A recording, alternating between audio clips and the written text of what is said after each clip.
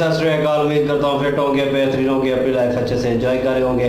हम तीनों की तरह आज एक और वीडियो, उसका टाइटल है उसका टाइटल है जी चांद पर झंडा, झंडे पर चांद में फर्क। और डिफेंस डायरेक्टर की वीडियो है जी। ओरिजिनल वीडियो का लिंक डिस्क्रिप्शन में जो लाजमी इनको भी सपोर्ट करें, हमें भी सपोर्ट करें। मेरा नाम है राणा मोहम्मद अली, मेरे साथ है नदीम इकबाल। मलिक सकलानी बात। So guys let's start.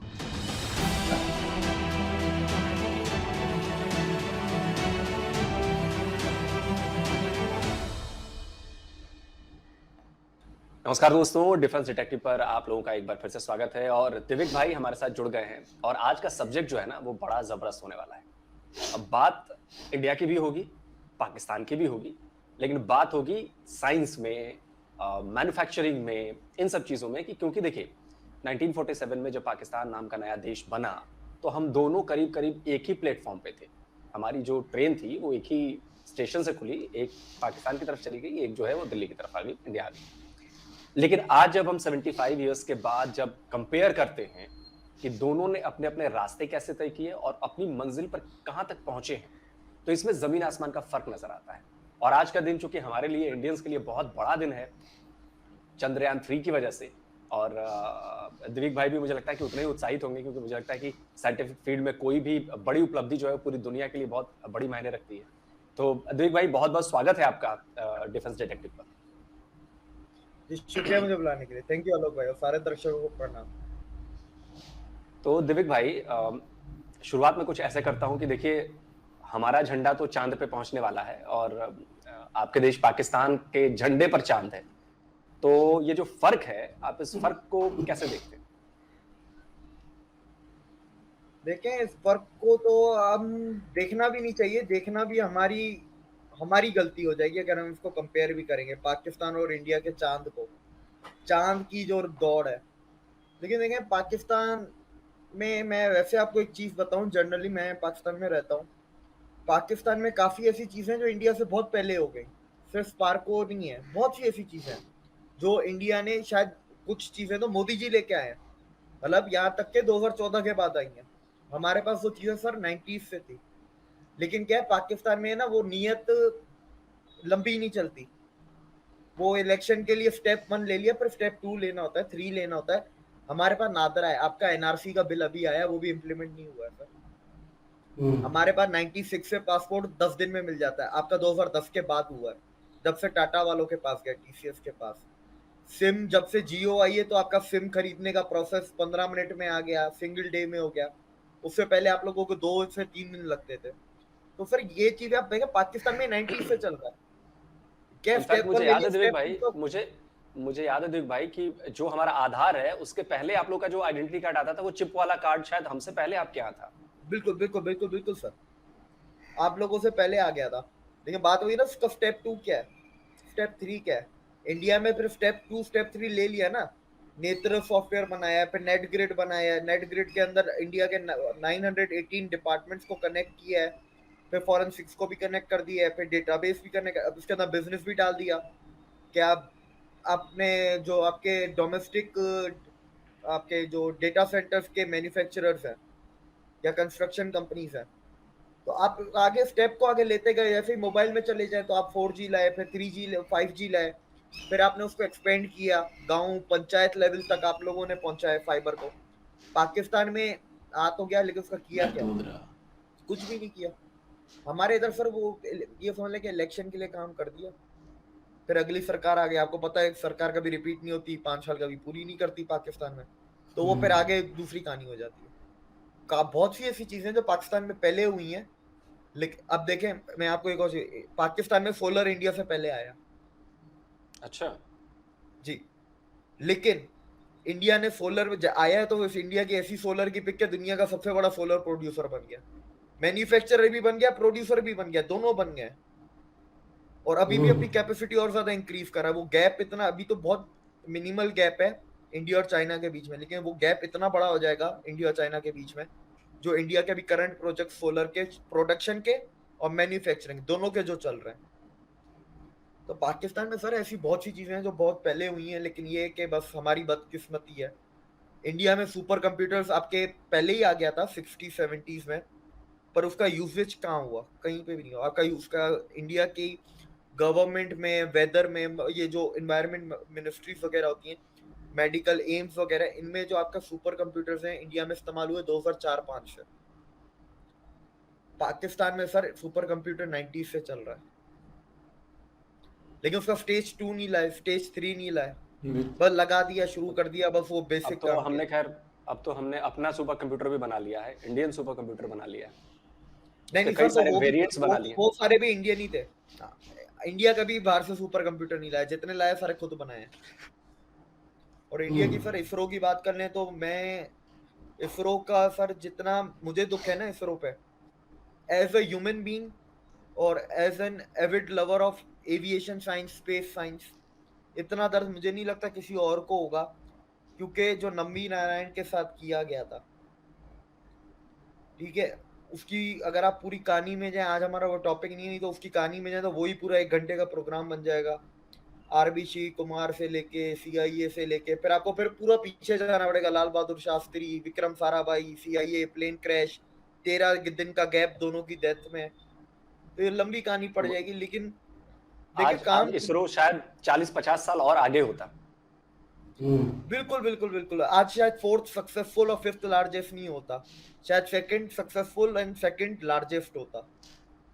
आपके यूरोप, जापान, चाइना को, रशिया को तो छोड़ ही देते, सिर्फ एक नासा रह जाता, वो भी सिर्फ एक बजट की वजह से। नहीं तो बजट होते तो नासा को भी छोड़ने के पीछे Indian engineer are more than capable. NASA में 36% एम्प्लॉइज इंडियन ओरिजिन के हैं। बिल्कुल। तो जो इसरो में जो 20,000 लोग काम कर रहे हैं, तो वो क्या नासा से कम केपेबल है? बस वो एक चीज है ना कि आपके इंडिया के दुश्मन बहुत रहे हैं, अभी भी बहुत हैं माशाल्लाह से। इतने दुश्मन पाकिस्तान के नहीं है जितने इंडिया के हैं। ये भी सर आपकी कामयाबी है, दुश्मन जितने ज्यादा हो अच्छी बात है। आपको लगता है आप कामयाब हैं? अच्छा दिलीप भाई, चंद्रयान 3 की अगर मैं बात करूं तो चंद्रयान 2 जो था हमारा लैंड नहीं कर पाया। हालांकि इसरो की तरफ से कहा गया कि 90 to 95% जो है वो सक्सेस रेट थी, बस लैंडर लैंड नहीं कर पाया, बाकी सारी चीजें उसने अपनी अचीव की, 96 टू बी प्रिसाइज। 96 जी बिल्कुल 96, 4% से चूक गए हम, चलिए कोई बात नहीं। मुझे लगता है कि साइंस में फेल्योर जो है वो होनी ही चाहिए, बहुत कुछ सीखता है आदमी उससे, और इसके बिना आप कामयाब नहीं हो सकते। चंद्रयान 3 अगर लैंड कर जाता है, देखिए रशिया लैंड करा चुका है, अमेरिका लैंड करा चुका है, अमेरिका तो खैर उस पे ह्यूमंस भेज चुका है। इंडिया के लिए ये कितनी बड़ी कामयाबी होगी अगर हमारा एक सैटेलाइट, हमारा एक लैंडर जाकर चांद की सरफेस को छूता है तो? सर मोस्ट इम्पोर्टेंटली चांद के डार्क साइड को छूता है, जहां पर आज तक अमेरिका भी नहीं गया। जी, ये उसकी क्वांटम को और ज्यादा बढ़ा देता है। जगह पे जाना चाहते हैं। मैं सर उस वक्त मीडिया पे नहीं आता था, ये इंटरव्यूज नहीं देता था, तो पाकिस्तान में वो बात होती थी, इंडिया का मजाक वगैरह उड़ता था। अभी रिसेंट की तो बात है, ऐसा लगता है कल ही तो चंद्रयान 2 फेल हुआ है, तो बोलते थे ये देखो इंडिया का और ये फेल हो गया, ये हो गया। मैंने बोला इंडिया वो पहला मुल्क है जिसने चांद पे पानी ढूंढा है, और ये चंद्रयान 2 फेल हुआ है, मतलब चंद्रयान 1 सक्सेसफुल हुआ था ना, 1 सक्सेसफुल हुआ था, बिल्कुल बिल्कुल। अब ये कितनी कॉमन सेंस की बात है, इसके लिए आपको रिसर्च करने की जरूरत नहीं है। 2 है तो 1 होगा ही ना, जब 1 का फेलियर आपने नहीं सुना तो सक्सेसफुल होगा। पाकिस्तान में सर कॉमन सेंस मर चुकी है। उसके बाद आपको फवाद चौधरी के तो बयान सारे याद ही होंगे टीवी पे, हम मरीज अरे से फवाद बस चौधरी, पहुंची। आपने जिक्र कर दिया तो फवाद चौधरी का बयान आया था कि शायद 2022 से 2023 में हम तो ह्यूमंस को भेज देंगे या हम स्पेस में चले जाएंगे, कुछ कर देंगे, ऐसा ही बयान दिया था। बहुत कहाँ चला गया हाँ, है। ऐसे वो फवाद चौधरी का मुझे एग्जैक्ट बयान याद है कि आप क्या चांद की बातें कर रहे हैं, हम तो मरीज तक पहुंच चुके हैं और बस अगले साल हम लोग ह्यूमन स्पेस मिशन करेंगे, बना करेंगे। अब आप देखें स्पार्को का सर, जब मैं आपको बताता हूँ, स्पार्को के जो चेयरमैन है मेजर जनरल अमर नदीम। अब कोई मतलब नहीं है, मेरे को आगे कुछ बोलने की जरूरत नहीं है, कोई मतलब नहीं है। आप इसी चीज से ना। और सर फिर ये कि पाकिस्तान में एविएशन साइंस की यूनिवर्सिटीज भी नहीं है। एरोनॉटिकल इंस्टीट्यूट है इस्लामाबाद में एक, पर आपको पता है जब यहाँ पर बिजनेस इंस्टीट्यूट की क्वालिटी नहीं है तो इतने हाई टेक फील्ड की क्या क्वालिटी होगी एजुकेशन? जब एक बिजनेस जैसा एक नॉर्मल कोई भी पढ़ा सकता है, बिजनेस अगर पढ़ाना चाहे, सीखना चाहे, जब इतनी बेसिक एजुकेशन डिग्री को इधर वो क्वालिटी नहीं दी जाती, तो इतनी हाई टेक टेक्निकल डिग्री उसकी कहाँ से होगी क्वालिटी? और फिर आपको एक और चीज बता दूं, पाकिस्तान एरोनॉटिकल इंस्टीट्यूट में नॉन मुस्लिम्स को अलाउड नहीं है एडमिशन। अच्छा, ये तो बड़ी जी, हैरानी की बात है। ऑफिशियल नहीं What? है, पर अब मैंने अप्लाई किया था तो मैंने फोन करके अपने एडमिशन के बारे में पूछा, तो क्लर्क शायद कोई अच्छा आदमी था जो फोन पे था, उसने बोला बेटा तुम अप्लाई तो कर रहे हो पर तुम हिंदू हो, तुम्हारा नहीं होगा, अपना वक्त मत जाया करो, या कहीं बाहर अप्लाई कर लो या किसी और यूनिवर्सिटी में कर लो। That's not good. वो कोई भला इससे आदमी था जिसने अफसोसजनक मुझे बात क्या सलाह हो दी, सकती मेरे 6 महीने बच गए। इससे ज्यादा अफसोसजनक बात क्या हो सकती है कि बिल्कुल मान लीजिए उसी में से आप शायद कुछ और कर जाते, आप उसमें अगर करते और कुछ आप बिल्कुल। अचीव कर लेते, तो ये मुझे लगता है पूरा पाकिस्तान के लिए अचीवमेंट होती। बिल्कुल उसमें हिंदू फख्र की मुसलमान को बात नहीं होती। होना चाहिए था। हाँ बिल्कुल। सर वो नफरत का चश्मा इतना वो चिपक गया है ना कि अब उनको कोई अच्छी चीज भी नहीं दिखती है। हाँ और कॉमन सेंस, जैसे अच्छा। मैंने कहा, अब हमारा एजुकेशन सिस्टम ने कॉमन सेंस, लॉजिकल थिंकिंग ये खत्म कर दी है, रैशनल थिंकिंग जो कि बेसिक चीज होनी चाहिए किसी भी इंसान में, हर इंसान में होती है, छोटे से बच्चे में होती है, तो वो हम जैसे बड़ों में नहीं होगी, लेकिन वो खत्म कर दी गई। अच्छा दिलीप भाई, आज अगर मैं देखूं इसरो की कामयाबी को, सुपार्को से तो खैर उसका कोई कंपैरिजन नहीं है, भले ही कुछ भी सुपार्को पहले बना दी गई हो, लेकिन कोई कंपैरिजन नहीं है। आज तक एक रॉकेट तक तो छोड़ा नहीं उन्होंने। अगर मैं देखूं कि मुझे याद है कि वो तस्वीरें बड़ी आइकॉनिक हैं। जो हमारा पहला रॉकेट था वो साइकिल पर रख के गया था, और जो हमारी पहली सैटेलाइट जो थी वो सैटेलाइट बैलगाड़ी पे गई थी। आज हम मार्स पे पहुंचने वाले दुनिया के पहले देश हैं जो पहली कोशिश में पहुंच गया, और आज चांद पे हमारा ये तीसरा मिशन है। तो इस कामयाबी को, इस मैं कहूं प्रोग्रेस को, इसके पीछे आप किन चीजों को वजह मानते हैं? सरकार की पॉलिसीज, या यहाँ पे साइंटिफिक कम्युनिटी का ग्रो करना, उसको बाइंड करके बच्चों को अट्रैक्ट करना कि भाई आप आइए इंजीनियर बनिए, इसरो में काम कीजिए? किस चीज को मानते हैं? इसको मानता हूँ। देखिए, बच्चों को जो इन्वॉल्व किया है सोसाइटी को छोटे एज से, वो तो अभी रिसेंट टाइम्स किया, लेकिन अगर स्टार्टिंग की बात करें, जो आपका 19 जो 20th डेकेड था आपका, 1900, गवर्नमेंट थी, इंडिविजुअल्स थे, वो इंडिविजुअल्स जो इसरो से रिलेटेड थे, और वो इंडिविजुअल्स जो इसरो में काम करते थे। और सर आपको ये नहीं भूलना चाहिए कि इंडिया की ग्रोथ में प्राइवेट सेक्टर का बहुत बड़ा हाथ है। इसरो की स्टार्टिंग की फंडिंग विक्रम साराभाई ने किन किन लोगों से मांगी थी और किन किन लोगों ने दी थी, ये लोगों को रिसर्च करनी चाहिए कि कौन सी इंडिया की ग्रुप की कंपनीज थी। मैं नाम नहीं लूंगा, थोड़ी लोगों को भी मेहनत करने दें, हर चीज इंटरव्यू में आके सीखना चाहते हैं, इजीली अवेलेबल है, तो देखना चाहिए। आपका प्राइवेट सेक्टर आज भी, आपके रॉकेट्स वगैरह सर आपके 90% इंडिजिनियस है। आपका गोदरेज बनाता है, ज्यादातर कंपोनेंट्स आपके गोदरेज बनाता है, लार्सन एंड टूब्रो बनाता है, और कुछ आपके ये टाटा वाले बनाते हैं, स्पेशलाइज्ड स्टील वगैरह जो चाहिए होता है रॉकेट की फ्रेम वगैरह के लिए। अब मुझे इतना ही पता है, मुझे ज्यादा टेक्निकल चीजें नहीं पता, पर जितना पता है मैं आपको उतना बता रहा हूँ। तो हर चीज का सर इसके अंदर फैक्टर है, इवन नॉर्मल पब्लिक का भी उसके अंदर फैक्टर है। किस तरह उन्होंने भी एनकरेज तो किया ना, उन्होंने गवर्नमेंट से सवाल नहीं उठाए, उन्होंने इसरो वालों को जलील नहीं किया, जबकि इसरो को एक कहते हैं ना लाइमलाइट में आने में, या एक कॉमन इंस्टीट्यूशन बनने में करेक्ट 25 साल लग गए इंडिया में। जब एपीजे अब्दुल कलाम का पीएसएलवी जब सक्सेसफुल हुआ था, तब जाके इसरो हर एक बच्चे की जुबान पे चढ़ी थी, लेकिन 25 साल तब तक हो चुके थे, उससे पहले नहीं थी। तो उसमें सर लोगों का भी बहुत बड़ा हाथ है, लोगों का भी बहुत बड़ा योगदान है, जिनका बिल्कुल कोई ताल्लुक नहीं है सिवाय टैक्स देने के, इसरो के। ठीक है, पाकिस्तान में सर आपको मैं सिंपल बता देता हूँ, इधर टैलेंट की और स्ट्रगल की कोई कदर नहीं है। टैलेंट अगर अमीर बंदा होगा ना, उसके भी टैलेंट की कदर नहीं है। इधर गरीबी और अमीरी का नहीं है, सोसाइटी इधर ऐसी बन गई है, यहाँ पर टैलेंट और स्ट्रगल दोनों का ही कोई वैल्यू नहीं है, जीरो वैल्यू।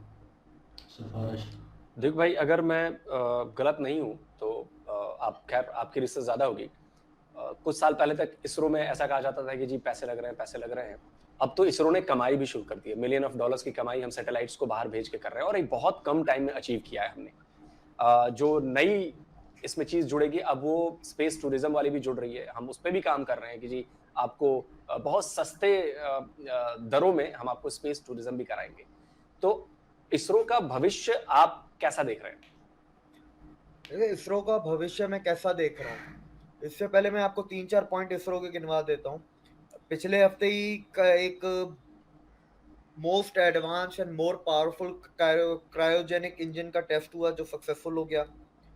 ठीक है, उसके बाद आपके 4 रॉकेट्स हैं और इंडिया का जो सबसे छोटा वाला रॉकेट है जिसका नाम पता नहीं क्या है, GSLV है क्या पता नहीं, जो सबसे छोटा वाला है जो अभी नहीं, जो अभी निकाला SLS करके अभी जो हमने सबसे छोटा SLS बनाया है ऐसे। जी। SSLV, वो आपका 1 महीने में तैयार हो जाता है 0 टू लॉन्च तक। और जो आपका सबसे बड़ा है GSLV है मेरे ख्याल से GSLV 3 मार्क 3 है जी, मार्क 3 है। वो आपका 3 महीने में तैयार हो जाता है। स्पेस एक्स भी इतनी जल्दी तैयार नहीं कर सकता जबकि वो 3D प्रिंटर्स यूज करते हैं। और आप इसरो 2025 तक आपके ये स्पेस एक्स वाली टेक्नोलॉजी भी बना लेगा जो रीयूजेबल रॉकेट री एंट्री वाली। इंडिया दुनिया का दूसरा कंट्री होगा, इसरो दुनिया की दूसरी स्पेस एजेंसी होगी जो वीनस पे मिशन छोड़ रही है 2024-25 में, सूरज पे छोड़ रही है मेरे ख्याल से इस साल के आखिर में कि अगले साल की स्टार्ट में। L1 आदित्य नाम है उसका। हाँ, L1 आदित्य है, एक वीनस का है। मंगलयान 3 जा रहा है, आपका मंगलयान 2 जा रहा है बाय द वे। हाँ, मंगलयान 2 2027 में। उसके बाद 2030 में आपका चंद्रयान 5 है, तो बीच में कहीं ना कहीं 4 भी हो गई क्योंकि 30 में 5 है तो उससे पहले 4 भी आपका होगा। इसके अलावा मैन मिशंस भी हैं। मैन मिशन गगनयान है, वो तो आपका शायद रिसेंट ही है मेरे ख्याल से इस साल के आखिर में या अगले साल में जाके होगा। एस्ट्रोनॉट्स की ट्रेनिंग पूरी हो गई है, आपके रॉकेट्स तैयार हो गए हैं, बस फाइनल चीजें रहती हैं। तो अब ये सारी चीजें मैंने आपको फ्यूचर के चीजें बता दी हैं।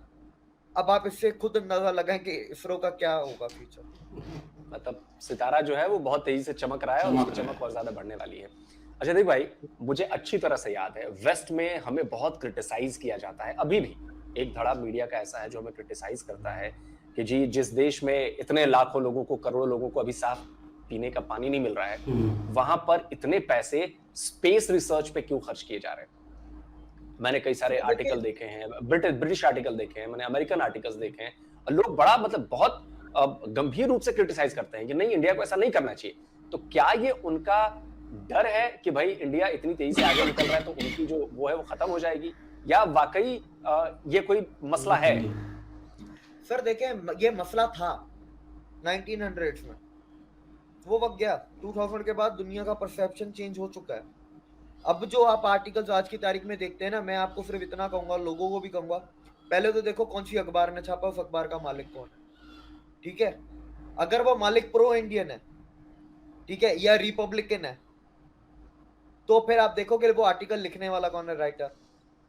अगर वो राइटर कोई गोरा है तो फिर उस गोरे का निकाल के देखोगे वो किन किन थिंक टैंक्स में उठता बैठता है, उन किन किन थिंक टैंक्स की फंडिंग कहाँ से आती है। और सबकी फंडिंग जो आती है इंडिया के खिलाफ लिखते हैं ओपन सोसाइटी से ही आती है, और बहुत इजीली अवेलेबल है फंडिंग, इजीली उनकी वेबसाइट पे अवेलेबल होती है। ये कोई इतनी मेहनत वाली काम नहीं है। 2 मिनट अपनी जिंदगी से निकाल के अगर प्रोपेगेंडा को क्रश करेंगे, हर चीज बैठ के गवर्नमेंट पे, मोदी ने ये नहीं किया, मोदी ने वो नहीं किया, तुम क्या करोगे भाई, हर चीज अगर मोदी करेगा। बिल्कुल बिल्कुल बिल्कुल। अच्छा देविक भाई, चलिए चंद्रयान 3 तो हमारे लिए बहुत गर्व का पल है और बहुत जबरदस्त है। जिस दिन ये उतरेगा, उम्मीद करता हूँ कि इस बार हम 100% अपना मिशन कामयाब करेंगे, और मुझे पूरी उम्मीद है, इस बार पूरा भरोसा है। दूसरी तरफ अगर मैं पाकिस्तान की बात करूं तो जैसा कि मैंने बताया कि भाई हम दोनों एक ही स्टेशन से चले थे, करीब करीब एक ही जैसे हालात थे। आज अगर मैं कई सारे सेक्टर्स गिनाऊं, आज हम टेक्सटाइल में बहुत आगे हैं दुनिया में, आज हम आपका ऑटोमोबाइल में बहुत आगे हैं दुनिया में, इस तरह के और भी कई सारे सेक्टर्स हैं, फार्मा में देख ले, बहुत सारी चीजें। पाकिस्तान क्यों कुछ भी नहीं कर पाया, कुछ भी? पर देखें, इसमें तो बहुत सारी वजहें हैं, आपकी गवर्नमेंट वगैरह, ये सारी चीजें तो आपको पता ही है। फिर एक इकोनॉमिक जिद जो पकड़ ली, चलते फिरते जो सेक्टर चल रहे थे वो भी बंद करवा दिए इमरान खान भाई साहब ने। लेकिन इसमें मैं प्राइवेट सेक्टर को सर बहुत बड़ा दोष दूंगा, क्योंकि देखिए इमरान खान के बंद करवाने से पहले भी हम कौन से कॉम्पिटिटिव थे दुनिया में? क्या हमारी कंपनीज, हमारे प्रोडक्ट्स दुनिया में कॉम्पिटिटिव थे? क्या हम लोग जीएसपी स्टेटस के बगैर एक्सपोर्ट कर सकते थे? तो प्राइवेट कंपनीज का भी बहुत बड़ा दोष है। अगर आपको टेक्सटाइल की बात करूं, इंडिया में सर जो बड़े बड़े अच्छा कर रहा था पाकिस्तान, मुझे लग रहा है कि टेक्सटाइल में अच्छा करने लगा था पाकिस्तान। अच्छा था पाकिस्तान। नहीं सर, नहीं कर रहा था। मैं आपको उसके टेक्निकल पॉइंट्स बताता हूँ। पाकिस्तान में सर सिर्फ कॉटन इंपोर्ट नहीं होता था, पाकिस्तान में डाइंग केमिकल्स इंपोर्ट होते थे इंडिया से, पॉलीथीन और पॉलिस्टर, ये दोनों इंपोर्ट होते थे इंडियन रिफाइनरी से। और रेशे भी होते पाकिस्तान थे में शायद, यान। यान नहीं होते थे सर, इतना ज्यादा नहीं होता था। वो स्पेशलाइज्ड यान जो होता है ना, स्पेशलाइज्ड यान होता है, पर जो नॉर्मल कॉटन वगैरह के यान होते हैं वो नहीं होते थे। ओके। वो इतना नहीं होता था, लेकिन मेजोरिटी बता रहा हूँ। एक आपका रॉ मटेरियल है, आप डाइंग के सेक्टर में स्टेप में ना, जरूरी नहीं है कि वर्टिकल इंटीग्रेटेड टेक्सटाइल मिल्स बहुत कम होती है, ज्यादातर आपको टुकड़ों टुकड़ों में मिलेगी। अब जो डाइंग मिल है उसका तो जब तक केमिकल इंडिया से नहीं आएगा डाइंग का, तो वो कैसे डाइंग करेगा। सिमिलर है कि अगर जो कॉटन के या उसके कपड़े नहीं बनाता, जीन्स और टी शर्ट वगैरह बनाता है, स्पोर्ट्स वेयर बनाता है, अगर पॉलिस्टर और ये आपका ये पॉलिथीन अगर नहीं आएगा इंडिया से, तो कैसे करेगा। पाकिस्तान में बनता है पॉलिस्टर पॉलिथीन, पर सर वो ना होने के बराबर बनता है। पाकिस्तान की रिफाइनरीज की आप कैपेसिटी तो देखें, ना होने के बराबर है। मैं समझता हूँ मुल्क के लिए भी पूरी नहीं पड़ती, इसीलिए पेट्रोल महंगा है। मुझे तो अभी तेल महंगा इसीलिए नहीं। पाकिस्तान मुझे पाकिस्तान से ही पता चला कि इस बार जो रशिया से तेल आया वो इंडिया से रिफाइन होके गया। सर रशियन तेल की इंडिया पाकिस्तान में रिफाइनरी है ही नहीं। नहीं है। मेरा पहले दिन से जब सवाल ही है, इमरान खान बोल रहा है पैसे कहाँ से देंगे, मैंने बोला पैसे दे देंगे, पाकिस्तान 75 साल से देता ही आ रहा है, कौन सा जो रुक गया है। मैंने बोला पैसे तो दे दोगे, रिफाइन कहाँ करोगे। फिर मुझे पता चला कि कराची की रिफाइनरी कोरंगी इंडस्ट्रियल एरिया में जो वो रिफाइंड पेट्रोल भी सर पूरा का पूरा नहीं बेचा है। उसमें क्या किया, गवर्नमेंट की रिफाइनरी थी, तो गवर्नमेंट रिफाइनरी के प्रॉफिट्स बढ़ाने के लिए क्या किया है, आप उन्होंने 1 लीटर में 15% रशियन ऑयल मिला दिया, रशियन पेट्रोल, रिफाइंड पेट्रोल। तो क्या हुआ, कॉस्ट ऑफ प्रोडक्शन कम हो गई, सेलिंग प्राइस सेम रह गई। तो फायदा ज्यादा हो पाकिस्तान की जाएगा। ना सर जुगाड़ तो हमें आता ही है ना फिर। और इंडिया बिल्कुल, ये सर, बात इंडिया तो में बाय द वे दुनिया में 12 किस्म के क्रूड है, इंडिया 11 किस्म के क्रूड्स को रिफाइन कर सकता है। ऐसी टेक्नोलॉजी Wow. है हमारे पास। क्या बात। बिल्कुल। और आपके तो सर बहुत ज्यादा है, अगर रिफाइनरी पे बात करने बैठा तो उसमें भी आपका पूरा दिन निकल जाएगा। क्योंकि ये जो इंडिया में बातें होती है ना, ऑयल इंपोर्ट बंद हो जाएगा, मतलब ऑयल इंपोर्ट तुम्हारा बंद नहीं होगा, इंडिया का ऑयल इंपोर्ट और बढ़ेगा। तुम ये बोलो कि तुम्हारा ट्रांसपोर्ट का जो डिपेंडेंसी है फ्यूल पे वो कम हो जाएगी। ये है सही सही फ्रेज, ये है ऑयल की इंपोर्ट और बढ़ेगी इंडिया की। तो आखिर दिविक भाई हम ये क्यों नहीं देख पाते हैं। अब देखिए आपने जैसे गिनाया, आईटी में भी देखिए हम बहुत अच्छा कर रहे हैं, हर सेक्टर में हम अच्छा कर रहे हैं। ऑटो सेक्टर में हमने बताया ही आपको कि हम नंबर 3 पे आ गए हैं, जापान को पीछे छोड़ के। 75 ईयर्स में क्या आपको लगता है कि पाकिस्तान किसी एक जगह पे आपको लगे कि उसने इसमें ग्रो किया है, मतलब टेररिज्म एक्सपोर्ट करने में और नफरत बढ़ाने में, इसको छोड़कर, इस वाली फील्ड को छोड़कर। सर ये बोलूंगा कि फ्रीलांसिंग में ही ग्रो किया मेरे को तो। अगर ऑनेस्टली अगर बात करें, मजाक को साइड पर रखकर, फ्रीलांसिंग मैं आईटी भी नहीं बोल सकता। आईटी बहुत ब्रॉड टर्म है, आईटी के अंदर बहुत कुछ आ जाता है। ये लोग आईटी आईटी बोलते हैं, पाकिस्तान की कभी आईटी इंडस्ट्री की डिटेल्स तो निकाल के देखो। UI UX, web development, app development, यार ये तो बच्चे भी बैठ के कर रहे हैं, उसको आईटी थोड़ी ना बोल सकते। ये फ्रीलांसिंग का काम है, इसको आईटी नहीं बोलो। मेरे लिए, मेरी नजर में आईटी है blockchain, cyber security, software development. Software कौन से, ये बिलिंग सॉफ्टवेयर नहीं, रेस्टोरेंट वाले, बड़े बड़े कंपनीज, बैंक्स के सॉफ्टवेयर डेवलपमेंट, मेरे लिए वो बड़ी चीज है। आज इंडिया के टाटा के लिए गर्व की बात है कि दुनिया में सेकंड सबसे most used banking software Tata का है, बैंकास, टीसीएस का सेकंड मोस्ट यूज्ड। पाकिस्तान में भी बहुत बैंकों में यूज होता है वो। बिल्कुल। तो आप इस चीज से अंदाजा लगाए ना। आप ये देखें, अभी यूके का पेंशन फंड अब टाटा टीसीएस डिजाइन करेगा, टीसीएस संभालेगा। टीसीएस के पास ब्लॉकचेन इंश्योरेंस सॉफ्टवेयर है, जो दुनिया में बहुत ही कम कंपनीज के पास है, मतलब गिनती के 3-4 कंपनियों के पास ही ब्लॉकचेन इंश्योरेंस सॉफ्टवेयर। तो आईटी वो होती है, आईटी ये थोड़ी नहीं कि यूआई यूएक्स, ये यार एक हफ्ता लगेगा मुझे यूट्यूब पे सीखने का, मैं अगले हफ्ते से मैं क्या आईटी का वो बन जाऊंगा एक्सपर्ट। एक हफ्ता यूट्यूब पे लग। मैं आपको बता रहा हूँ कि यूआई यूएक्स की बात की आपने, तो मुझे अभी याद आ गया कि मेरा बेटा जो है वो 6ठी क्लास में है और वो 4th क्लास से ये सारे काम कर रहा है। तो बस सर आप खुद देख लें। उसके अलावा देखें, आपने जो पूछा ना कि पीछे क्यों रह गया, एक तो देखें गवर्नमेंट सपोर्ट बिजनेसेस को वैसे भी कम है। एलीट कैप्चर है, एलीट कैप्चर से मेरी मुराद है कि वही 50 बिजनेस फैमिलीज हैं स्टार्टिंग से, उनमें ज्यादा से ज्यादा 2-3 ऐड हो गई होंगी 75 साल में, नहीं तो वही की वही है जो 47 में थी अरबपति, आज भी वही है। उसके बाद सर पाकिस्तान में इनोवेशन की भूख नहीं है, रिसर्च की भूख नहीं है, और इधर ये प्योर अमेरिकन कैपिटलिज्म पे चलते हैं कि कंज्यूमर को निचोड़ के मार दो। लेकिन इंडिया में ऐसे नहीं चलता है। इंडिया के सर मैं बहुत लोगों को फॉलो करता हूँ, अगर बड़े बड़े नाम ले लें जितने भी हैं, टाटा, अदानी, अंबानी, आपका ये हो गए, बिरला हो गए, आपके बजाज ग्रुप वाले हो गए, हर किसी के, महिंद्रा हो गए। वेदांता के हो गए, हर किसी के मुंह से सिर्फ मैंने एक चीज सुनी है। टाटा वाले बोलते हैं ह्यूमन सेंट्रिक कैपिटलिज्म, ठीक है, बाकी सब बोलते हैं नेशनलिस्टिक कैपिटलिज्म। दोनों का मतलब ऑलमोस्ट सेम ही हो गया। तो अभी आप जिसमें देश का हित हो, देश के लोगों का हित हो। मैं आपको टेक्सटाइल का बताता हूँ। पाकिस्तान में सर टेक्सटाइल की मशीनरी 90s की टेक्नोलॉजी चल रही है, जो 98-99 में जो टेक्नोलॉजी आई थी ना वो चल रही है। इनोवेट ही नहीं करते। मतलब आप समझ रहे हैं 98 मतलब टेक्सटाइल की दुनिया में वो है आपकी 5th जनरेशन, आज 7th जनरेशन मशीनरी चल रही है आज के टाइम पे। इंडिया में आपकी टेक्सटाइल कंपनीज के भी रिसर्च यूनिट्स है। पाकिस्तान में आज तक किसी टेक्सटाइल कंपनी का मैंने रिसर्च यूनिट नहीं सुना है। इंडिया में आपकी टेक्सटाइल कंपनीज एक्सप्लोर करती हैं, ब्रांड बनाती हैं। पाकिस्तान में किसी का भी ब्रांड मैंने नहीं सुना भी है तो बहुत छोटे लेवल पे है। अगर हम चले बिरला की बात कर लेते हैं, ग्रासिम इंडस्ट्रीज जो बिरला की है, वैन आसिंग है, एलन के नाम से भी एक है उनका, उनके दूसरा कौन सा है, 6-7 उनके ब्रांड है बड़े बड़े, और हाँ, बहुत सारे नाम हैं, बहुत सुनो तो सारे। लगता ही नहीं है कि इंडियन ब्रांड है।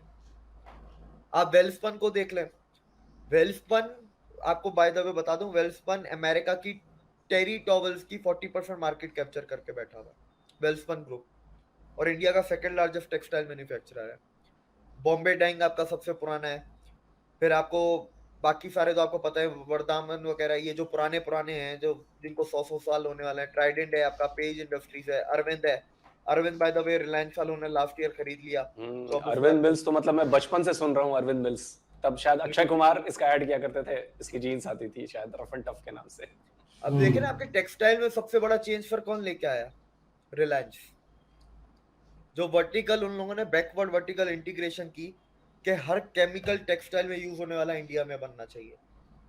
रिलायंस टेक्सटाइल से शुरू हुई थी, वो बैकवर्ड करते करते रिफाइनरी तक पहुंचे। फिर ऑयल पेट्रोकेमिकल्स से में जो आए। सारे केमिकल निकलते हैं, oil, crude oil provides you with 65,000 chemicals. Those 65,000 chemicals are the crucial raw materials for almost every single industry on this planet. तो ऑयल के इंपोर्ट कभी इंडिया के कम नहीं होने और बढ़ने ही वाला है। लोगों को यही नहीं पता, लोगों को लगता है फ्यूल यूज है, ऑयल में भी तेल है, तुम्हारी हर चीज में तेल है। एग्जैक्टली, हर चीज तेल दिखती है, आप चाहे वैसलीन हो, पॉलीथीन हो, नायलॉन हो, हर जगह उसमें चीजें इस्तेमाल होती। इनफैक्ट दवाइयों में कई जगहों पे चीजें यूज होती हैं उसमें। अरे ये लकड़ी जो प्लाईवुड मिलती है, प्लाईवुड भी तो आपके ऑयल से ही तो बनता है। केमिकल, प्लाईवुड का केमिकल भी ऑयल से आता है। दवाइयां आपकी एपीआई के केमिकल्स कहाँ से आते हैं? तो ये लोगों को थोड़ा पढ़ना पड़ेगा, थोड़ा समझना पड़ेगा कि दुनिया क्यों इंडिया पे बेट कर रही है। दुनिया इसलिए बेट नहीं करती कि इंडिया का ग्रोथ रेट ऐसा है कि वो वैसा है। इकोनॉमी पे बेट तब किया जाता है जब उसके फंडामेंटल स्ट्रांग होते हैं उसके बेसिक्स। इंडिया के इन फंडामेंटल्स को, छोटी छोटी चीजों को देख के है ना, दुनिया इंडिया पे दाव खेल रही है। इसीलिए नहीं दाव खेल बैठा हुआ है, $3.5 ट्रिलियन की इकोनॉमी है, वो ऐसी छोटी छोटी चीजें देखते हैं। ये लोगों को समझ में नहीं आता। ये बोलते हैं भाई इंडिया में गरीबी बहुत है। 15 साल में 41 करोड़ लोगों को तो गरीबी से निकाल दिया, ठीक है। अभी आपकी कल परसों फिर एक रिपोर्ट आई है कि 2030 तक इंडिया की मिडिल क्लास जो पॉपुलेशन है वो हो जाएगी आपकी 700 मिलियन, और 2047 तक 1 बिलियन प्लस आपके मिडिल क्लास होंगे, और जो गरीब होंगे वो 18 मिलियन होंगे। 18 मिलियन बताइए, in a country with a population more than 1 billion. 1 billion, that is तो कॉल्ड 1.5 बिलियन कह लो आप, 1.5 डेवलप बिलियन कंट्री है वो। ये डेवलप कंट्री हुई। एग्जैक्टली, बिल्कुल बिल्कुल। 41 करोड़, अमेरिका की आबादी 40 करोड़ है, यूरोप की 80 करोड़ पूरी आबादी है। अगर कॉन्टेक्स्ट में लाके कंपैरिजन करना है तो फिर ऐसे बड़े बड़े कंपैरिजन करो। दुनिया बिल्कुल बिल्कुल इसीलिए सही कह रहे हैं सफर आप देव भाई, बिल्कुल सही कह रहे हैं आप देव भाई। देव भाई थैंक यू सो मच कि आपने इतने इम्पोर्टेंट टॉपिक पे डिस्कस किया, इतनी इनसाइड जो नॉलेज है वो आपने दी। दर्शकों को यकीनन बहुत सारी चीजें सीखने को मिलेंगी, जानने को मिलेंगी, नई चीजें जानने को मिलेंगी। बहुत बहुत शुक्रिया आपका, बहुत बहुत शुक्रिया। It's okay, thank you. जी वाकई जी एक देख भाई लगते ही नहीं है कि पाकिस्तान के। सीरियसली कह रहा हूँ, मजाक अपनी जगह और हिंदू मुस्लिम अपनी जगह, लेकिन मुझे वो पाकिस्तानी नहीं लगते। क्यों? क्योंकि उनके पास इतना इल्म है, इतनी नॉलेज है, और मैं उस हिसाब से कंपैरिजन कर रहा हूँ। कहीं और न ले जाइएगा कि पाकिस्तानी नहीं है, पाकिस्तानी नॉलेज के हवाले से, नॉलेज के हवाले से लगते हैं कि वो पाकिस्तानी है ही नहीं, क्योंकि पाकिस्तानी के पास इतना नॉलेज नहीं होता। हम भी पाकिस्तानी, हमारे पास इतना नॉलेज नहीं है। किसी एक चीज़ में हो जाएगा ठीक है, लेकिन वो देविक भाई जो है वो तकरीबन हर फील्ड में ही जो सवाल हो रहा है, हर फील्ड में मतलब इतना नॉलेज है, हिस्ट्री निकाल के लिए नॉलेज का अंबार है हर फील्ड में। मतलब जो भी सवाल कर रहे हैं, इसरो का किया है, टेक्सटाइल का किया है, और भी बहुत सारे सवाल का, पेट्रोलियम का किया है, यकीन करें उसमें भी सारा नॉलेज है। हमें हो सकता है किसी एक चीज़ में थोड़ा बहुत ज़्यादा हो जाए, थोड़ा बहुत एक नहीं मतलब एक चीज़ में सिर्फ हो जाएगा। हाँ, हर पाकिस्तानी को एक एक चीज़ में हो जाएगा, लेकिन इतने पाकिस्तानी बहुत कम हैं जिनको इन सारी चीज़ों में नॉलेज हो। और आलोक भाई को भी जो है वो, आलोक सर को भी इतना नॉलेज नहीं है। नहीं वो जवाब दे रहे थे, वो मैंने देखा है, वो सुन रहे थे हमारी तरह, वो भी सुन रहे थे। तो लेकिन लोग जो दूसरे दिव्यक भाई हैं ना, वो यकीन करें मुझे पाकिस्तानी नहीं लग रहे, वो किसी डेवलप कंट्री के, किसी पढ़े लिखे कंट्री के लग रहे हैं। और ये बहुत अच्छा, शुरू में जब उन्होंने मतलब बीच में उन्होंने कहा कि मुझे यूनिवर्सिटी में दाखिला नहीं मिला था, सिर्फ ये है कि मैं गैर मुस्लिम हूँ, तो उस पर बात कर लेते हैं पहले, क्योंकि ये बहुत मैं कहता हूँ कि शर्म वाली बात है। और मुझे समझ नहीं आता कि यूनिवर्सिटी में भी हिंदू मुसलमान ले आते हैं, हर चीज़ में मुसलमान हिंदू ले आते हैं, या गैर मुस्लिम मुस्लिम, गैर मुस्लिम मुस्लिम, बोला चश्मा लगाया हुआ है उन्होंने। ये गलत चीज़ है यार, मैं नहीं इस चीज़ को मानता, ये गलत चीज़ है, वाकई गलत चीज़ है। आप लोग मतलब पढ़ा रहे हैं तो आप, वो मुस्लिम है गैर मुस्लिम, आपको उससे कोई लेना देना नहीं है। तो मज़हब को बीच में हर चीज़ में लेके आना अच्छी बात नहीं है। वो पाकिस्तानी है, यहाँ पे पाकिस्तान का रूल चलना चाहिए, ओवरऑल जो पाकिस्तानी है सब के लिए एक होना चाहिए। और पाकिस्तानी जो भी हो, जिस कम्युनिटी से भी ताल्लुक़ रखता हो, उसको वो सारा कुछ अपॉर्चुनिटी जो भी होती हैं, जो भी सहूलतें होती हैं, वो मिलनी चाहिए।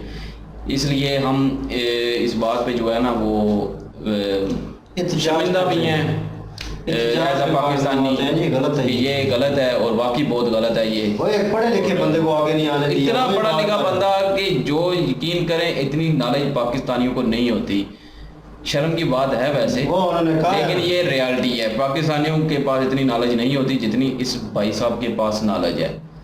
बेशक वो गैर मुस्लिम है, लेकिन हैं पाकिस्तानी, और पाकिस्तानी के पास इतनी नॉलेज हो यकीन नहीं होता कभी कभी। बहुत कम लोग हैं फील्ड में आते और हो सकता है वो नाम कमाते और मुल्क को ऊपर लेके जाने में इनका भी हाथ होता। बिल्कुल कुछ ना कुछ है यार, जिसके पास इतनी नॉलेज है और कुछ ना कुछ तो करता ना, वो इस मुल्क के लिए करता। जाहिर है चाहे वो हिंदू है चाहे मुस्लिम है, नाम तो पाकिस्तान का आना था ना, कि एक पाकिस्तानी ने किया, ठीक है। तो वो पता नहीं किस दुनिया में मतलब जी रहे हैं पाकिस्तानी, और ये जो भी हैं करता धरता जो भी हैं गलत कर रहे हैं। ये जो फ़र्क रखा हुआ है ना, ये बहुत गलत है। बाकी रही बात इन्होंने जो भी नॉलेज बताया इसरो का, दूसरा यकीन करें सुन के खुशी भी हुई कि एक पाकिस्तानी भाई को इतना आता है, इतना पता है, और उन्होंने जवाब दिया इस पे। और ये बात भी इन्होंने बिल्कुल ठीक कही है कि पहले पाकिस्तान जो है वो तरक्की की राह पे जैसे भी था सारी चीज़ें पहले, कुछ काफ़ी चीज़ें जो है इंडिया से पहले आई हैं पाकिस्तान में। लेकिन बात वही है जो हम भी करते हैं कि यहाँ पे एक तो हुकूमत ठहरती नहीं, पूरे 5 साल करती नहीं, तो स्टेप 2 स्टेप 3 स्टेप आगे स्टेप नहीं ले जाते। मतलब ले आनी है चीज़, लेकिन उसको एक्सपेंड नहीं करना, उसको नई चीज़ नहीं, उससे इमरान खान ने प्रोग्राम चलाया था जो कर्जे वाला, तो उसको एक्सपेंड करते 12 लाख कर देते। एक वो सिंपल बात है, वो अगर 10 की जगह 12 कर देते तो अच्छी बात है, लेकिन ये खत्म कर देते। जैसे उन्होंने बताया कि यहाँ पे बहुत सी सारी चीज़ें जो हैं पहले आई थी और इंडिया से पहले आई थी, लेकिन यहाँ पे आके उधर ही रुक गई। आगे नहीं बढ़ी, लेकिन इंडिया में बाद में आगे बढ़ी, क्योंकि उन्होंने आगे का सोचा। ये बड़ी बात होती है कि आगे का सोचते हैं, वो ले आते हैं पाकिस्तान में, लेकिन पाकिस्तान में उसी जगह पे रुक जाता है सारा कुछ। क्यों? क्योंकि जो हुकूमत में बैठे हो तो उनको पता होता है हमें 5 साल पूरे तो होने नहीं है, वो ले आते हैं एक दफ़ा, बस एक नाम हो जाए, बाद में उसको स्टेप 2 स्टेप 3 अगली स्टेज तक नहीं लेके जाना। और उसके बाद उनको पता है कि अगली हुकूमत किन के कहने पे बननी है, तो बस उनके जो भी हैं उनके खिदमत करते हैं। फिर ये तो पाकिस्तानी बोर्ड की कोई इज्जत नहीं फिर होती, तो पाकिस्तानी को पूछता भी नहीं है कोई स्टेज तभी जाएंगे। मैं यही कहता हूँ हर बार के स्टेज 2 पे इसी तब जाएंगे ये सियासतदान जो भी हमारे ये करता धरता है ना, ये उस वक्त जाएंगे आगे जब उनको पता होगा कि हमें अवाम ने सिलेक्ट करना है। जब उनको ये कंफर्म हो जाएगा ना कि अवाम ने सिलेक्ट करना है, तो फिर अवाम की खिदमत भी करेंगे, 5 साल पूरे भी करेंगे और काम भी करेंगे।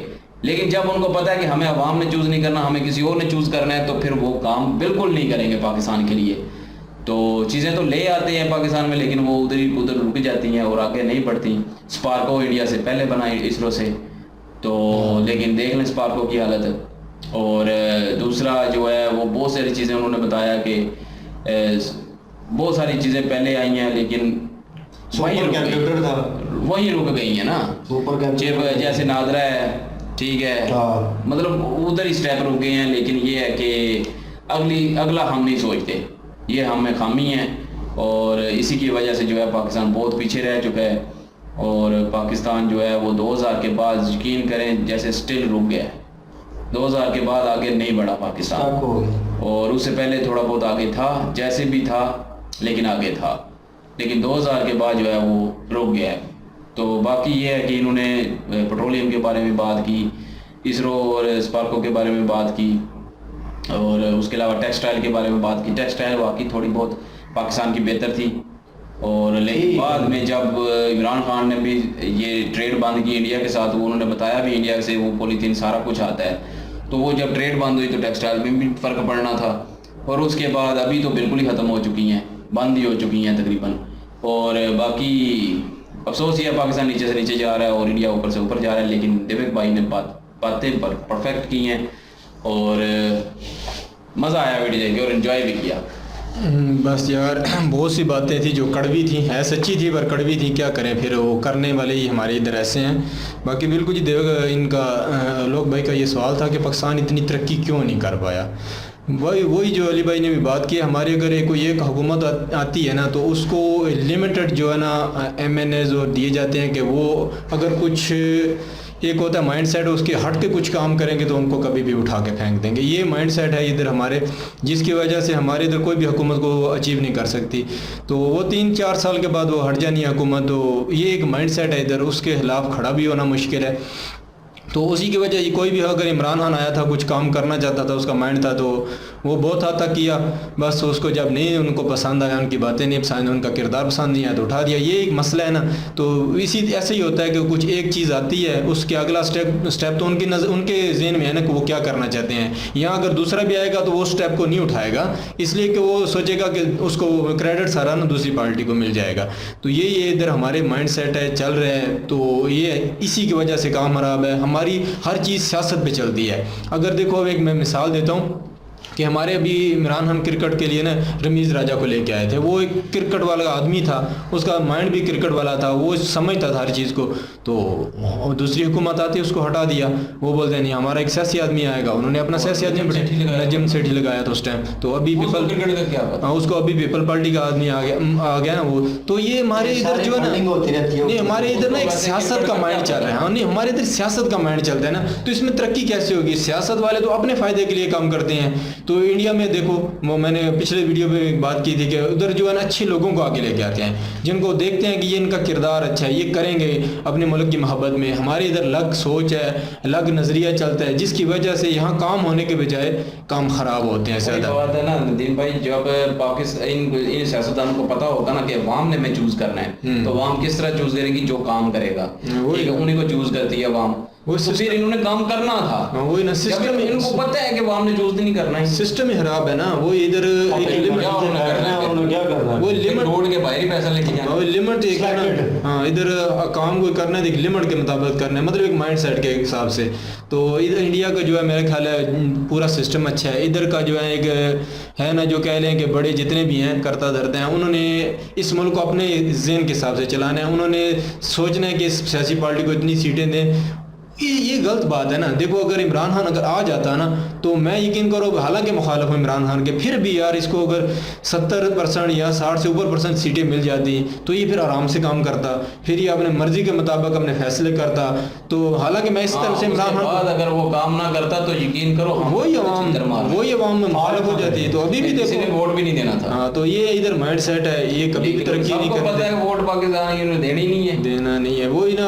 अभी भी देखो इधर हमारी प्रॉब्लम ये बन जाती है, बहुत से इनके पास यार दाव पेज हैं सियासत को इस्तेमाल करने के लिए। ये हमारे इधर ऐसा एक बार हुआ था कि कुछ आदमी को जो है ना वोट ही नहीं मिले, वो दूसरे गांव में थे। मतलब अभी भी इमरान खान को अभी बहुत प्लानिंग होगी ना, तो अभी इनके वोट ही इधर जो वोट डालते हैं उनके वोट नहीं मिलेंगे, और भी बहुत कुछ होगा। तो इस तरह ये होता है कि हमारे यहाँ तरक्की हम कैसे करेंगे, कोई अच्छा आदमी आए उसको काम करने दिया जाए, तब ये पाकिस्तान के हालात बदलेंगे, तब कुछ अच्छा होगा। तब हम भी मतलब इंडिया के साथ अगर मतलब कुछ मुकाबला करेंगे तरक्की के लिहाज से, तो वो नहीं होता इधर। तो बहुत से मामलात रह जाते हैं इस पे।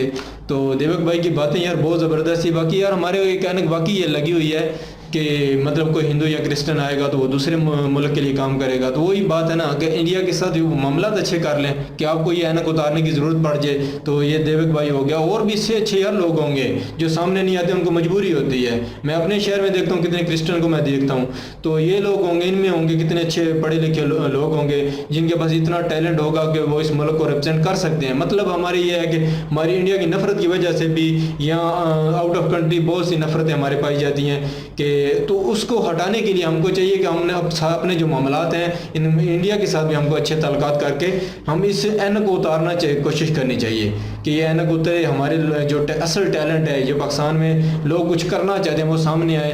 तो वही लोक भाई की बात बिल्कुल, देवक भाई की बात बहुत ज़बरदस्त थी कि यहाँ जो है ना वही ख़ानदान बहुत से हैं, ये वो आगे किसी को नहीं आने देते, नफ़रतें हैं इनमें कि कोई दूसरा आदमी तरक्की करना चाहता है उसको रोक देते हैं, उसको मरवा देते हैं। पाकिस्तान में यह अदम बर्दाश्त बहुत ज़्यादा हो रही है, जिसकी वजह से टैलेंट सामने नहीं आ सकता। कोई भी हमारे इलाके में भी ऐसा है कि कोई आदमी अच्छा कमाई करने लगे, वो लोगों की नज़रों में आ जाता है। उस मुल्क में सिफारिश और उसको नहीं रिश्वत चलती हो ना, तो उस मुल्क में टैलेंट कभी भी ऊपर नहीं आता। हमारे एक और मिसाल है, हमारे इधर हमारे गांव का एक लड़का था, अच्छा पढ़ा लिखा था, MA उसने किया था, उसमें उसके बाद उसके अच्छे कोर्सेज थे, तो उसने एक बड़ी जॉब अप्लाई की थी।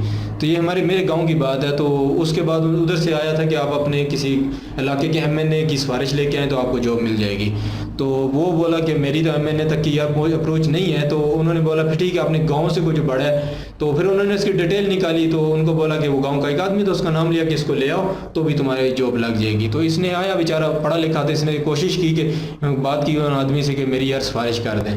तो उन्होंने फिर सिफारिश के बजाय उल्टा किया कि उनकी सिफारिश नहीं, उनको बोल दिया कि इसको जॉब नहीं मिलनी चाहिए किसी हाल में। वो बहुत लोग मतलब फैमिली से तलक रखता था, तो आखिर वो आदमी फिर छोड़ के दुबई चला गया। उधर अभी अच्छी कंपनी में है, वो उसकी तालीम इतनी अच्छी थी, उसका टैलेंट था, उसको उधर अच्छी, मैं भी उसको देख के आया हूँ। वो मेरे नज़दीक एक कंपनी थी, दुबई में देख के आया था, तो वो अच्छी जॉब कर रहा था, अच्छे पैसे कमा रहा, अपनी फैमिली को उधर ले गया, बहुत कुछ उसने अचीव उधर किया। और यहाँ उसको पाकिस्तान में तरक्की नहीं मिली, ये क्योंकि ये कहने लगी हुई है कि इधर माइंड सेट चल रहा है जो हमको कभी भी पाकिस्तान यार इस हालत में तरक्की नहीं कर पाएगा। वीडियो इनकी अच्छी थी नो डाउट, और जितनी डिटेलिंग के साथ ये बात कर रहे थे, जिस एक्सपीरियंस के साथ ये बात कर रहे थे, ऐसा लग रहा था कोई जनाब पॉलिटिशियन बैठा हुआ और प्रॉपर जो है उसको नॉलेज है हर चीज़ की। और जैसे हम पाकिस्तान में एक शो चलता है खबरनाक, खबरदार, 2-3 इस नाम से प्रोग्राम चले थे, उनमें उनका एंकर है मेन जो ऑनर है शो के, आफ्ताब इकबाल उनका नाम है। और वो ऐसी फैमिली से ही ताल्लुक़ रखते हैं, और यकीन माने उस बंदे को इतनी इंफॉर्मेशन होती है, और जो मौजू उन्होंने डिस्कस करने होते हैं, जो भी चीज़ें मुख्तलिफ मुल्कों में होती हैं, उन मौजू को भी लेके आते हैं और उस पर डिस्कस करते हैं और प्रॉपर डिटेलिंग में बताते हैं, और माइनर से माइनर चीज़ आपको बताएंगे कि पीछे कहानी क्या चल रही है। जैसे देव भाई ने बताया कि वो टाटा की कंपनी चल रही थी, तो कुछ लोग भाई को भी नहीं पता था कि मतलब कि रॉकेट में वो जो स्टील यूज़ करते हैं उनमें इनका भी हिस्सा है। तो उन्होंने एक बहुत अच्छी बात भी इंक्लूड की कि मतलब आवाम का भी हिस्सा इसमें है जो टैक्स पे करते हैं उस टैक्स के थ्रू। और सेकंड थिंग कि वो उनमें वो जोश जज्बा जो है वो लोगों को वो छेड़ते भी नहीं हैं, मीन्स के क्रिटिसाइज़ नहीं करते मीडिया पे आके, क्योंकि सोशल मीडिया का दौर है। तो ऑन सोशल मीडिया आप कुछ भी राइट कर देंगे ट्विटर पे या कहीं पे क्रिटिसाइज़ कर देंगे तो बहुत सारी आवाम जो है जिनका दिमाग ख़राब हुआ पड़ा होता है और वो आके वहाँ पे कुछ ना कुछ बोलते हैं। और अगर आपने कई ट्वीट पढ़ लिए या सामने आ गए तो उसके बाद आप क्रिटिसाइज़ होते हैं और फिर हो सकता है वो जो आप मिशन लेके चले होते हैं या जेन आपने बनाया होता है आपका मोल्ड होता है जेन उस तरफ और नेगेटिविटी जो है खींचती है आपको कहीं पे भी हो। तो ये चीज़ लोगों ने नहीं की, लोगों ने सपोर्ट किया उस चीज़ को। और जहाँ तक चंद्रयान की बात है उन्होंने फर्स्ट का बताया, हम तो मेंशन कर रहे थे इससे पहले एक दो वीडियो की हैं उसमें मेंशन किया है कि फर्स्ट वाला भी हमने गिना है तो थर्ड था ये, तो फर्स्ट वाला कामयाब हुआ है। तो उसके थ्रू वो बता रहे थे कि सैटेलाइट का किस तरह सैटेलाइट काम करती है सारा, तो वो फर्स्ट कामयाब हुआ है, सेकंड कामयाब नहीं हुआ, अभी थर्ड है। तो लेट्स सी ये भी एक अचीवमेंट होगी इंडिया के लिए। और भी बहुत सारी चीज़ों जैसे मुझे पता चला था, मैं कार का बहुत बड़ा फ़ैन हूँ, मतलब सुपर कार जो है उन्हें मतलब मुझे पता चला था, जवाद भाई इधर बैठते हैं हमारे साथ तो वो बात कर रहे थे, वो कहते जैगवार का पता है बहुत बड़ी ब्रांड है। मैंने कहा यार बड़ी ज़बरदस्त कार है, या तो इंडिया में मैन्युफैक्चर उसके पार्ट्स में होते हैं, वो इंडियन ब्रांड है किस्म की। शौक लग गया सुन के यार इतनी बड़ी ब्रांड है, ठीक है जैगवार जो है, और वो इंडिया वो भी टाटा वाले जो हैं वो उस पर अभी ये टाटा बिरला और महिंद्रा और ये इतनी बड़ी ब्रांड बन चुकी हैं। इन्होंने छोटे छोटे जो अपने शाहें निकाली हुए हैं, मुख्तलिफ किस्म के ब्रांड जो रिलीज़ किए हुए हैं, पता नहीं चलता। वो लास्ट टाइम एक शर्ट देख रहे थे जिस शर्ट पे लोगो था वो इंडियन ब्रांड की थी, ठीक है, और वो हाँ बड़ी ज़बरदस्त, और वो शर्ट देखने में बड़ी प्रॉमिसिंग लग रही थी, बड़ी खूबसूरत लग रही थी। और नो डाउट आपको पता नहीं होगा कि अक्सर आपने चीज़ें जो खरीदी हैं, जैसे उन्होंने कहा टाटा का सिस्टम जो है आपके अकाउंट का सिस्टम जो है अभी एप्लीकेशन जो इधर यूज़ होती है पाकिस्तान वो टाटा के हैं, तो नोबडी नोज़। लेकिन यहाँ की गवर्नमेंट जो है वो काम सीधा नहीं कर रही, तो इंफॉर्मेशन क्या देगी। लेकिन देव भाई जो है वो कितनी इंफॉर्मेशन उन्होंने कलेक्ट की हुई है, और देखने से लगता नहीं है बंदे को, अगर in normal way sorry for that, अगर इन नॉर्मल वे उनको देखा जाए तो एज एन ह्यूमन बीइंग वो एक नॉर्मल शक्ल सूरत की है, लेकिन नॉलेज के लिहाज से बंदा एक भंडार है और एक एक चीज़ पे उन्होंने मेहनत की हुई है और हिस्ट्री के थ्रू भी जानते हैं। और ऐसे बंदे को जॉब नहीं दी इंडिया में, सॉरी पाकिस्तान में, तो ये बड़ी नाइंसाफ़ी है और बड़ी शर्म की बात है। बिजनेसमैन और देख ले अगर वो बिजनेस में आता तो मेरे ख्याल में इस फील्ड बिजनेसमैन है वो जी, बिजनेसमैन तो है लेकिन वो बिजनेस करना चाहते थे ना। बहरहाल लाइट आ गई है जी, वेलकम बैक। और लेकिन यह है कि उनकी नॉलेज जिस तरह की है और जिस तरह की वो बातें कर रहे थे, लोग भाई जो है वो भी सरप्राइज थे कि इतनी इंफॉर्मेशन इनको है, क्योंकि वो एक सवाल करते थे उसके ऊपर उनको 4 जवाब मिलते थे। क्यों, बंदा नॉलेज वाला हो तो वो मुख्तलिफ कड़ियाँ जो है जोड़ के बातचीत करता है। तो ज़बरदस्त वीडियो थी, अच्छी वीडियो थी, इंफॉर्मेशन वाली वीडियो थी। जहाँ तक पाकिस्तान की बात है तो मेरे ख्याल में ये आने वाले कुछ सालों में और लेट डाउन होगा, जैसे मैं हमेशा कहता हूँ, क्योंकि जिस तरह के हालात हैं हम लोग भी नहीं सुधरना चाहते और हम लोगों में भी लैक ऑफ नॉलेज है बहुत सारी चीज़ों को। हिंदुज़म को, ये मुस्लिम, सिख, ईसाई, क्रिश्चियन, इनको लेके हम बड़े क्रिटिसाइज, हम अपने आप को बड़े सुपीरियर समझते हैं। तो ये एक सीरियस नोट है, ये इस चीज़ को अक्सर मैंने अवाम में देखा है, वो गुस्सा देखा है। हिंदू है कोई तो वो हिंदू है यार, वो ईसाई है यार, वो फलां है। तो उस चश्मे की बात कर रहे थे कि वो उतार दो, खुदा का नाम है, ये दीन के नाम पे जो है ना ये पिपटा छोड़ दो, ये साइड पे कर दो, इन चीज़ों को साइड पे कर दो। एज अ ह्यूमन बीइंग वो सोचो, तो देखो कि अब आपके लिए अच्छा क्या, मुल्क के लिए अच्छा क्या है, वो देखो, आगे बढ़ो यार, दुनिया फिर मानेगी आपको, फिर आपके मज़हब को उसकी भी रिस्पेक्ट होगी, आपकी भी रिस्पेक्ट होगी।